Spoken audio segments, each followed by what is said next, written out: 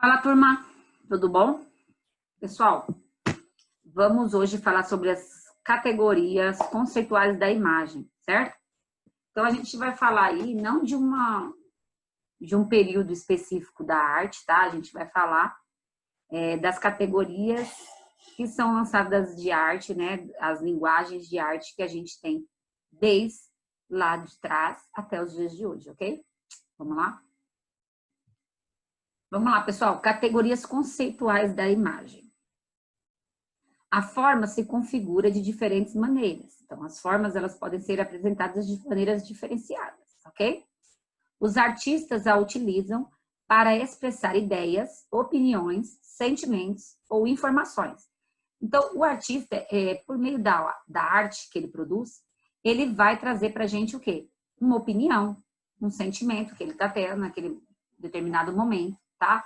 Uma informação, né? Então, ele se utiliza dos meios que a arte proporciona para ele. Observar como ela se organiza é muito importante, não apenas para o aperfeiçoamento da leitura de imagens, mas para o desenvolvimento do processo criativo. A forma pode ser classificada em categorias conceituais de acordo com as características. Então, de acordo com a característica de cada obra de arte, a gente acaba colocando ela em categorias diferenciadas, certo? A clareza, por exemplo, vamos lá. Qual é essa categoria? Clareza. Caracteriza-se uma obra que apresenta unidade, harmonia e equilíbrio. Pode aparecer em imagens simples, com poucas unidades, ou em imagens complexas, muitas unidades compositivas. Podemos observar a clareza das esculturas gregas, por exemplo. A clareza que ela coloca aí não é a clareza de cor, tá?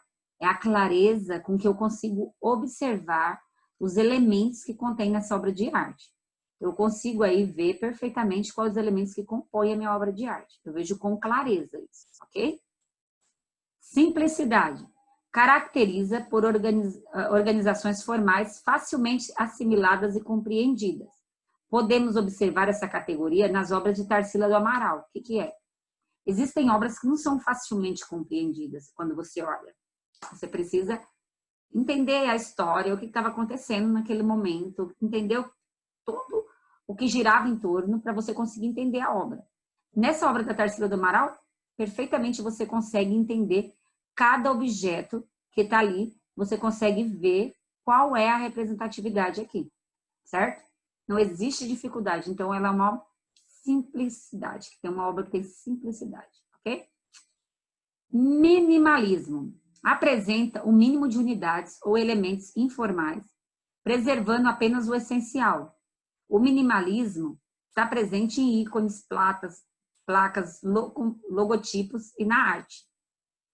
Pode ser observada nas artes do artista Volpe, nos elementos juninos. Então, assim, o minimalismo é um tipo de arte em que você vai ter o mínimo de elementos que for possível. Ele vai colocar o mínimo que der.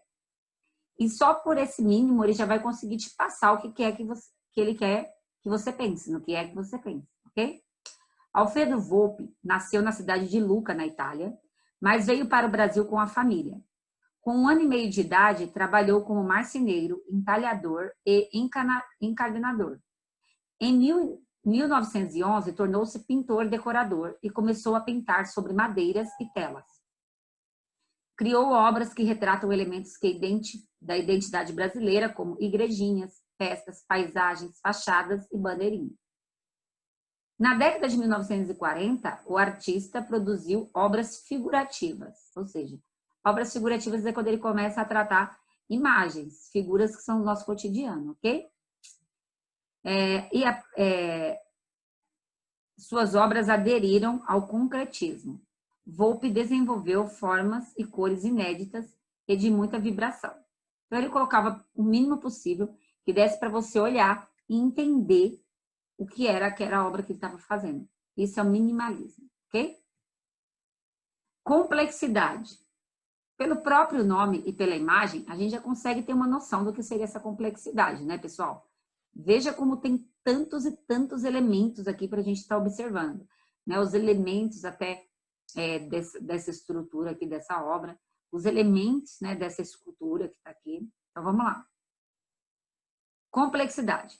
Formas com grande variedade de detalhes que intensificam a expressão do todo ou de partes, a fim de resultar um aspecto. A complexidade visual caracteriza-se pela presença de muitas unidades formais. Então, a gente tem uma complexidade enorme aí de traços, uma complexidade visual, né? Então, a gente tem vários elementos que estão juntos na mesma obra. Por isso, complexidade. Profusão. Tem como característica a riqueza de elementos, com infinitas unidades de informação em um mesmo objeto, ou composição, associada em geral à riqueza e os adornos. A profusão é bastante explorada nos estilos gótico e barroco.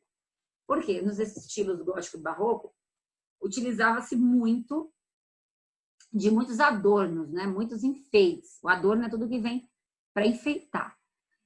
E a profusão eu vou ter o quê? Uma infinidade de informações. Então, observando essa imagem aqui das ruínas romanas, aqui eu tenho um monte de informações. Eu tenho informações nesses adornos que são aqui em cima, né? Que tem algumas cabeças aqui e tudo.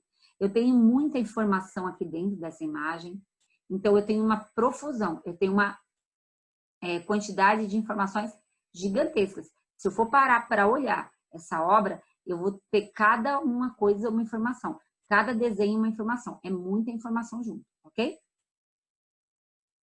No quadro Guernica, por exemplo, de Pablo Picasso, cada um dos componentes ali, ele traz uma informação, o que o Pablo Picasso queria passar.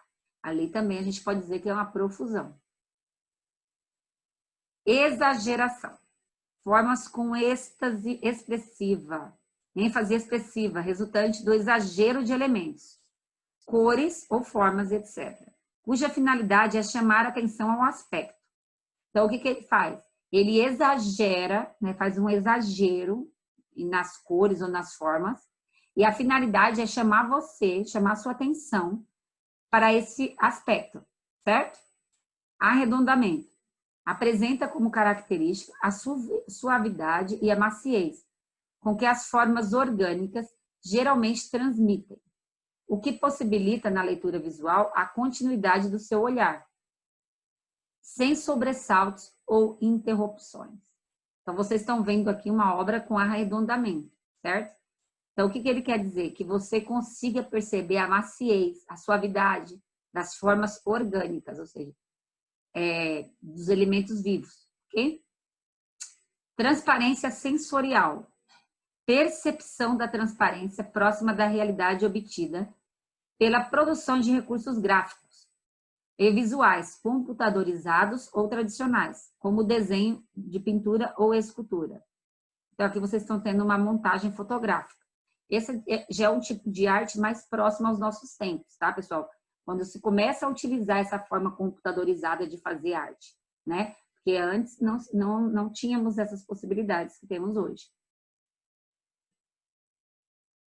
Essa escada que fica nos museus do Vaticano, tá? Então, essa escada, ela é uma obra de arte, né? Se você der uma olhada, a gente consegue perceber que ela é uma obra de arte. Técnica caracterizada principalmente pela repetição de uma unidade ou predominância de elementos iguais. Transmite ritmo à visão.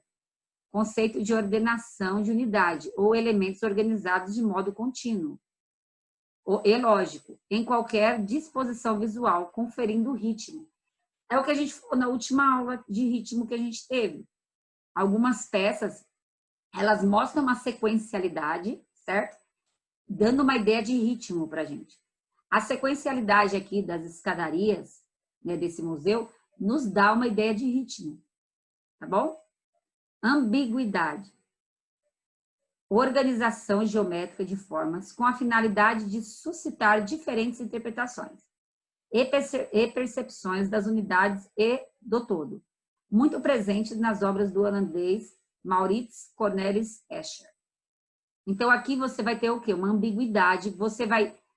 Se você botar foco aí no teu olho para as peças que estão na cor marrom, por exemplo, você vai conseguir ver as cores marrom e as demais você vai ver como se fosse uma continuação do quadro e não uma outra uma outra lagarta, por exemplo, certo?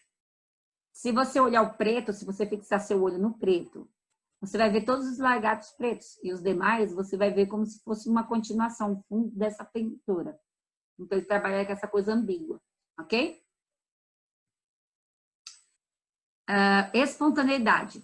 Técnica de criação que aparentemente não apresenta planejamento. Ou seja, é espontâneo. A pessoa vai lá e ela faz do jeito que ela quiser.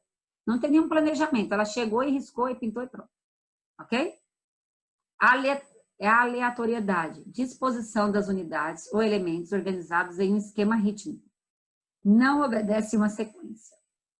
Tá? Então, eles vão dispor os elementos ali, sem obedecer sequência nenhuma, por isso que ela não é sequencialidade. Tá? E aí, a gente vai ter um esquema rítmico, mas sem sequência. Sobreposição. Organização visual baseada na sobreposição, uma imagem sobre a outra, de unidades e elementos. A sobreposição, eles vão colocando uma imagem sobre a outra e formando uma imagem final, tá? Simplesinho isso aqui, né, pessoal? Fragmentação.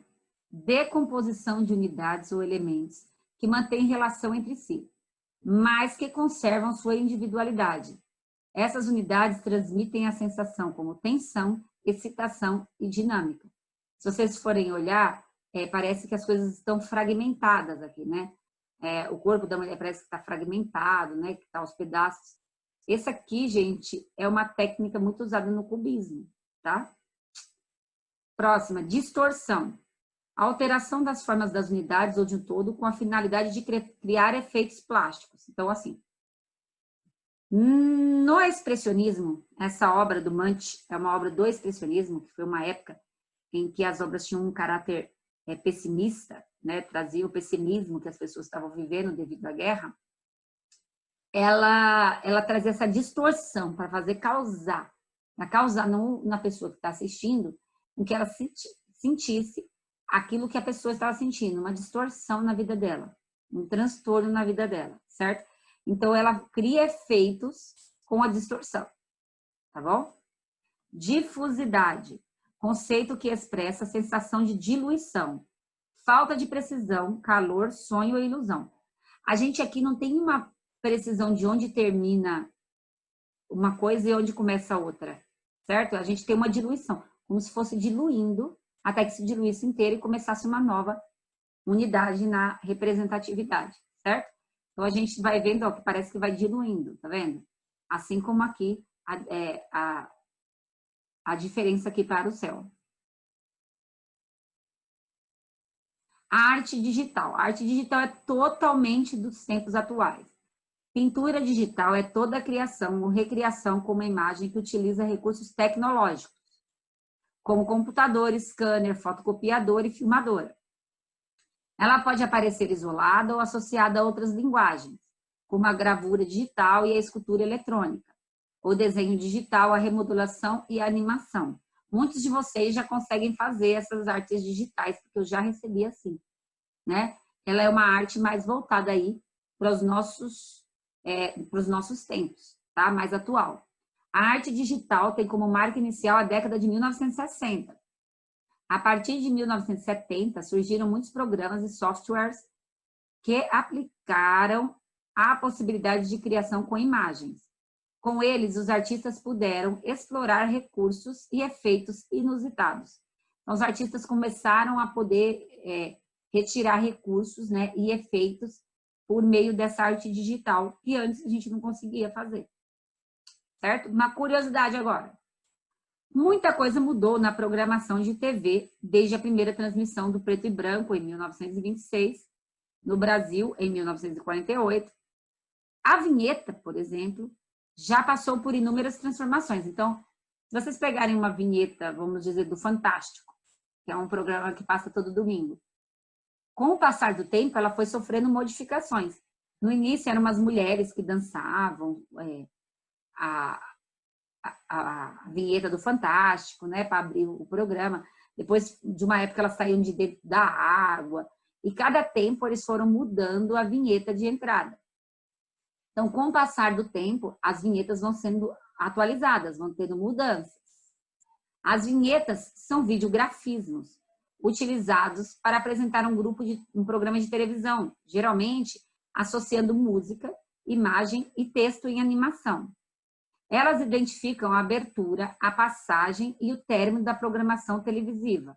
Então, alguns professores, por exemplo, fizeram vinhetas de entrada das aulas deles, outros não, né? Então, a vinheta, ela pode ser uma vinheta de abertura, quando ela é no começo, né? Ela pode ser narrativa, descritiva, colocando lá quem é o que fez, quem é o redator, quem é o escritor, quem é cada pessoa que compõe aquele programa que vem a seguir. Ela pode ser uma vinheta de passagem, que faz a transmissão para a entrada do comercial ou para a volta do comercial, ok? E ela pode ser uma vinheta de encerramento, que ela tem a finalidade de mostrar para você que terminou o programa, né? E muitas vezes é apresentado os créditos finais. Então, no final apresenta lá os créditos finais. Autor fulana, personagem tal, né? Cinegrafista tal, iluminação tal pessoa, figurino tal pessoa, então ele vai dando os créditos, certo? Bom, e agora é com vocês. O que vocês vão fazer? Vocês vão me fazer um vídeo para nota também, tá? Vocês vão me fazer um vídeo para entregar para nota. Prestem bem atenção no que eu vou falar.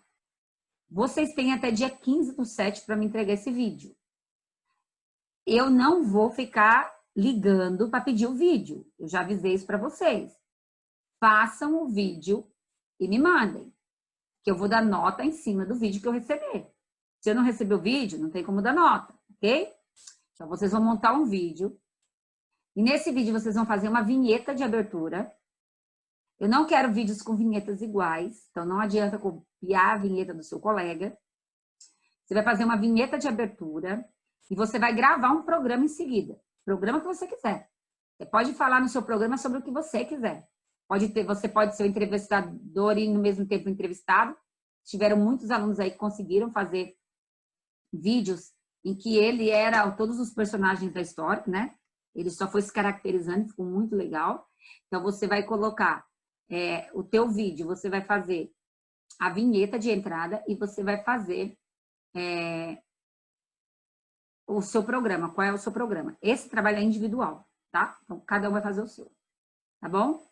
Um beijo. Você pode fazer a vinheta de entrada e pode fazer a vinheta de encerramento também, tá bom? Se vocês quiserem. Um beijo para vocês. Prestem atenção, façam as atividades. Sei que não está fácil, mas vocês precisam ser fortes e conseguirem, porque na realidade tudo isso é para vocês. Não é para a gente já sabe essas coisas. A gente só está tentando passar para vocês da forma mais eficaz possível, tá bom? Beijo, fiquem com Deus. Tchau, tchau, turminha.